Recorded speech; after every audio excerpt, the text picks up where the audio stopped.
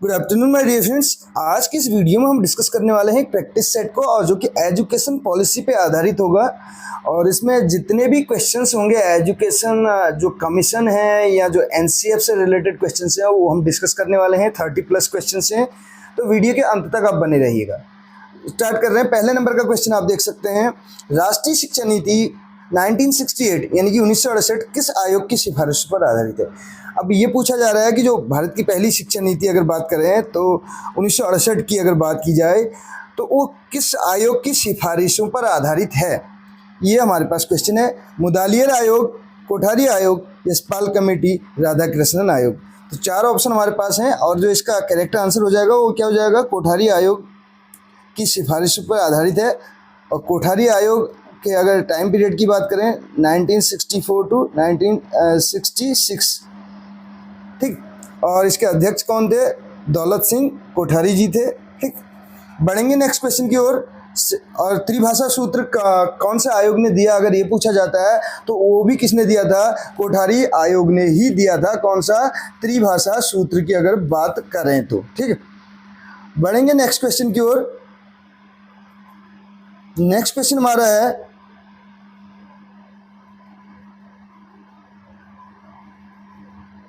Second number का question. आप देख सकते हैं वर्ष 1967 की बात चल रही है, 1967 की बात यहाँ पे चल रही है, ठीक है। तो इसमें देखिए क्या कह रहा है क्वेश्चन। वर्ष 1967 में सरकार ने शिक्षा पर राष्ट्रीय नीति के ड्राफ्ट को तैयार करने के लिए किस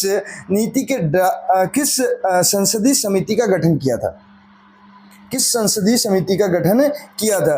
1967 में सरकार ने जो शिक्षा पर राष्ट्रीय नीति के ड्राफ्ट को तैयार करने के लिए, यानी कि जो 1968 की शिक्षा नीति है उसका ड्राफ्ट तैयार करने के लिए किस संसदीय समिति का गठन किया था, ये पूछा जा रहा है हमसे क्वेश्चन नंबर सेकंड में। तो इसमें हमारे पास चार ऑप्शन हैं, और जो इसका करेक्ट आंसर है वो क्या है? सप्रू समिति करके है, सप्रू समिति है। तो इसका ऑप्शन नंबर सी जो है करेक्ट हो जाएगा। नेक्स्ट क्वेश्चन की ओर बढ़ेंगे। क्वेश्चन नंबर थर्ड क्या कहता है, देखिए। महात्मा गांधी के विचारों के अनुरूप ग्रामीण विश्वविद्यालयों की स्थापना का लक्ष्य किस राष्ट्रीय शिक्षा नीति के अंतर्गत शामिल था?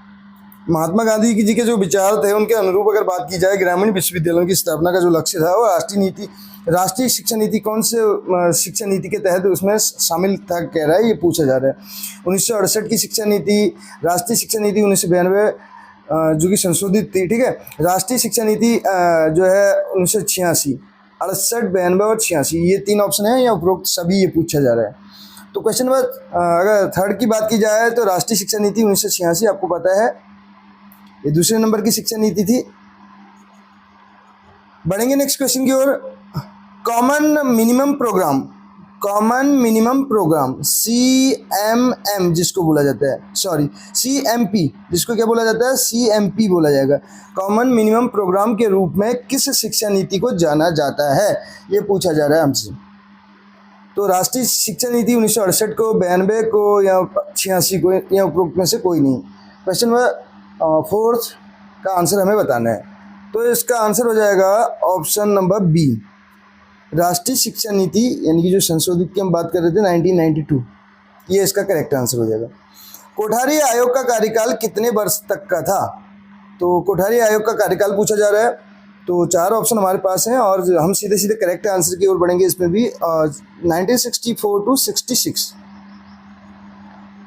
सरकार ने शिक्षा पर राष्ट्रीय नीति के ड्राफ्ट को तैयार करने के लिए संसदीय समिति की स्थापना किस वर्ष की थी?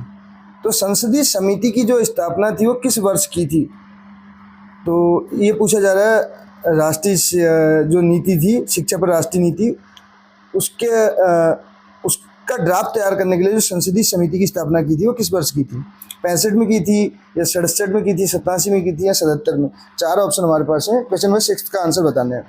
तो 68 में तो पहली शिक्षा नीति हुई, उससे पहले अभी हमने बात की थी 67 में, ठीक है। बी ऑप्शन करेक्ट हो जाएगा। सप्रू समिति की सिफारिशों को किस संस्था ने स्वीकृति प्रदान की? तो कौन सी संस्था ने स्वीकृति इसको प्रदान की? सप्रू समिति जो थी उसकी सिफारिशें जो थी उसको कौन सी संस्था के द्वारा स्वीकृति प्रदान की गई? क्वेश्चन नंबर 7 के अगर आंसर की बात की जाए तो ऑप्शन नंबर सी इसका करेक्ट हो जाएगा, CABE। CABE किसको कहा जाता है, हम इसके बारे में ऑलरेडी डिस्कस कर चुके हैं अपनी पुरानी वीडियोज़ के माध्यम से। CABE यानी कि central advisory board of education इसको बोला जाता है। इस बोर्ड के द्वारा स्वीकृति प्रदान की गई। क्वेश्चन नंबर 8 आप देख सकते हैं, शिक्षा की सार्वभौमिक पहुंच का उद्देश्य किस राष्ट्रीय शिक्षा नीति से संबंधित था। शिक्षा की जो सार्वभौमिक पहुंच था वो उद्देश्य जो है किस राष्ट्रीय शिक्षा नीति से संबंधित था। क्वेश्चन नंबर 8 का आंसर बताना है हमें। तो ये राष्ट्रीय शिक्षा नीति 1986 से संबंधित है। बी ऑप्शन इसका करेक्ट हो जाएगा। बढ़ेंगे नेक्स्ट क्वेश्चन की ओर। क्वेश्चन नंबर 9 क्या कहता है, देखिए, सप्रू समिति का संबंध किस राष्ट्रीय शिक्षा नीति से है। सप्रू समिति का संबंध जो है कौन सी राष्ट्रीय शिक्षा नीति से है, 1968 की शिक्षा नीति से है, 86 की या 92 की, या इनमें से कोई नहीं। तो क्वेश्चन नंबर 9 के आंसर की अगर बात करें तो हमने अभी इसके बारे में अभी हाल ही में बात की, अभी ऊपर इससे रिलेटेड हमने क्वेश्चन भी डिस्कस किया था, 1968 की शिक्षा नीति, ठीक है। क्वेश्चन नंबर 10 क्या कहता है, देखिए, पाठ्यचर्या में कक्षा 1 से ही मदर टंग यानी कि मातृभाषा के साथ साथ अंग्रेजी भाषा में शिक्षा देने की वकालत किस राष्ट्रीय पाठ्यचर्या में की गई। तो कौन सी राष्ट्रीय पाठ्यचर्या में की गई, राष्ट्रीय पाठ्यचर्या यानी कि नेशनल करिकुलम फ्रेमवर्क जिसको बोला जाता है, NCF। तो 86, 2005, 2012 या 23, तो कौन से NCF में इसकी वो की गई, वकालत की गई, ये पूछा जा रहा है क्वेश्चन नंबर 10 में। तो NCF 2005 में की गई थी। बी ऑप्शन करेक्ट हो जाएगा। क्वेश्चन नंबर 11 क्या कहता है, देखिए, क्वेश्चन नंबर 11 आपके सामने है, जिसमें हमारे पास है राष्ट्रीय पाठ्यचर्या रूपरेखा NCF 2023 के अंतर्गत कितने लक्ष्यों को शामिल किया गया है। तो NCF 2023 है जो उसके अंतर्गत कितने लक्ष्यों को शामिल किया गया है, ये पूछा जा रहा है। तो इसमें जो हमारा करेक्ट आंसर हो जाएगा वो ऑप्शन नंबर ए करेक्ट हो जाएगा, 4। 11 का जो है ए ऑप्शन जो है करेक्ट हो जाएगा। 4 यहाँ पे लक्ष्यों को शामिल किया गया है, जिसमें आपको पता है प्रारंभिक बचपन की देखभाल करना, और दूसरा इसके अलावा स्कूली शिक्षा के लिए है, तीसरा शिक्षक शिक्षा के लिए है, और चौथा जो है किसके लिए है, वयस्क शिक्षा के लिए। अगर इंग्लिश में इसकी बात की जाए तो देखिए पहले नंबर का क्या हो जाएगा,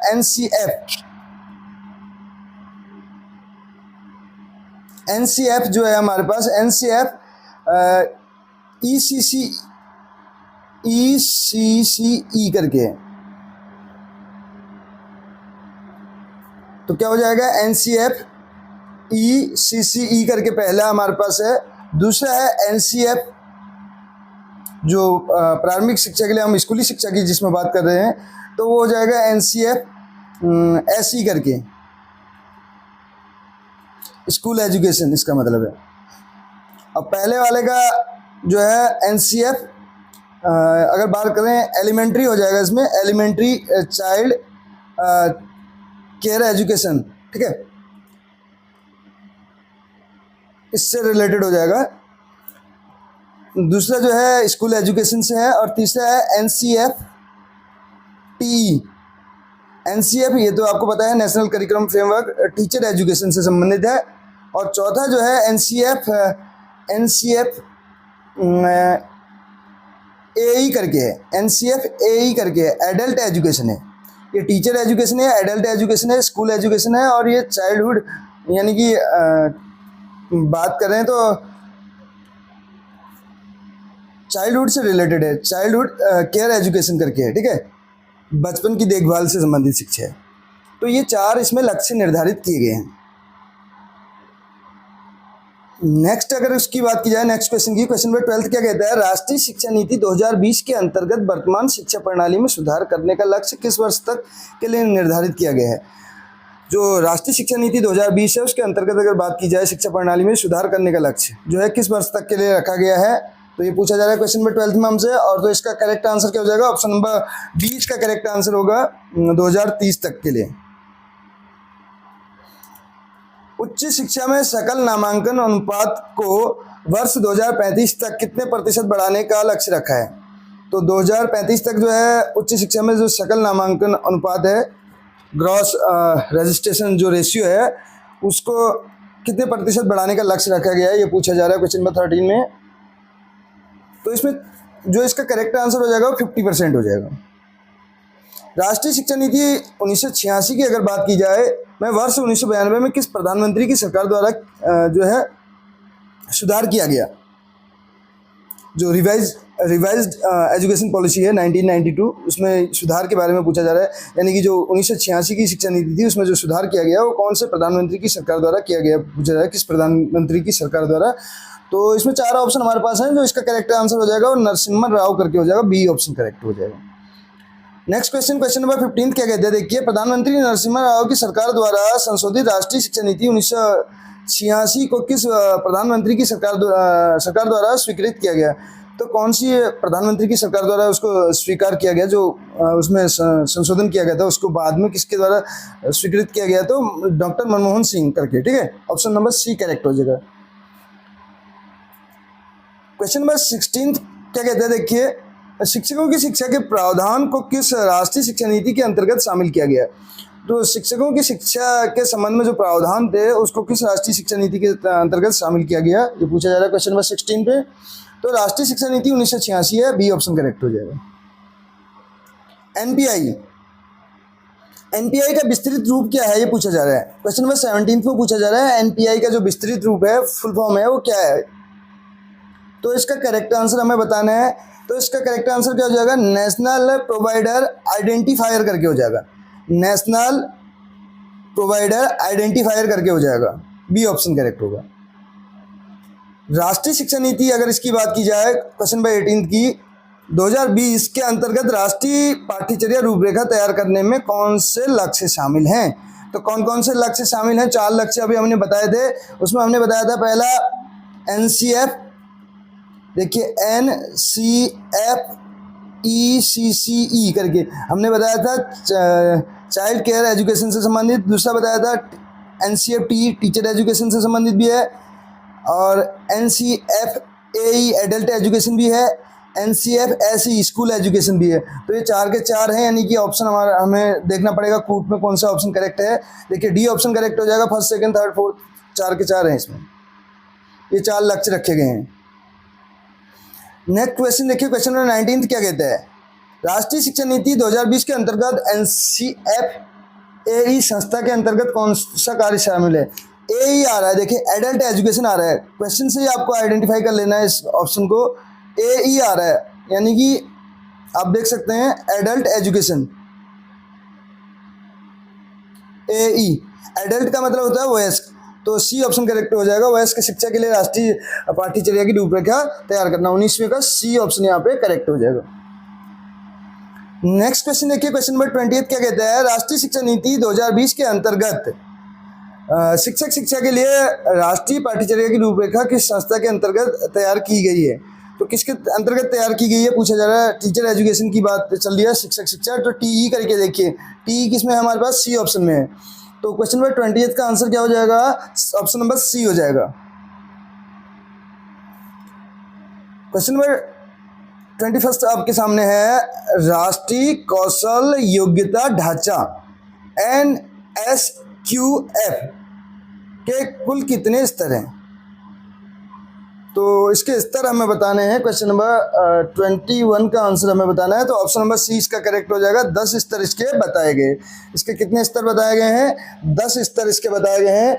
NSQE की फुल फॉर्म क्या होती है? नेशनल स्किल, कौशल का मतलब है स्किल, और योग्यता यानी कि क्वालिफिकेशन, और ढांचा फ्रेमवर्क हो जाएगा। तो क्या इसकी फुल फॉर्म होगी? National skill qualification framework. तो इसके कुल कितने स्तर बताए गए हैं? 10 स्तर इसके बताए गए हैं। नेक्स्ट क्वेश्चन, क्वेश्चन नंबर 22 क्या कहते हैं, देखिए, शिक्षा का अधिकार अधिनियम 2009 RT 2009 को संविधान के किस अनुच्छेद में मौलिक अधिकार के अंतर्गत शामिल किया गया? तो मौलिक अधिकार के अंतर्गत किस में शामिल किया गया? आपको पता है 21A में शामिल किया गया है। क्वेश्चन नंबर 22 का क्या हो जाएगा? 22 का डी, सॉरी 22, क्वेश्चन नंबर 22 का यहाँ पे बी ऑप्शन करेक्ट होगा। क्या हो जाएगा? बी ऑप्शन करेक्ट होगा। 21A में इसको शामिल किया गया है, ठीक।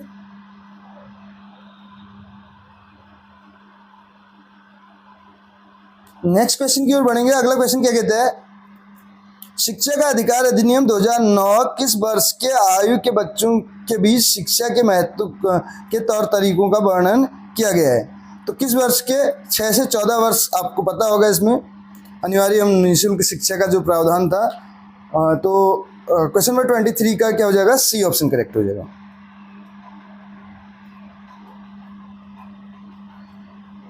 भारत शिक्षा का अधिकार अधिनियम जो है आरटीई लागू करने वाला कौन सा देश है? तो कौन सा देश है? 135वां देश है।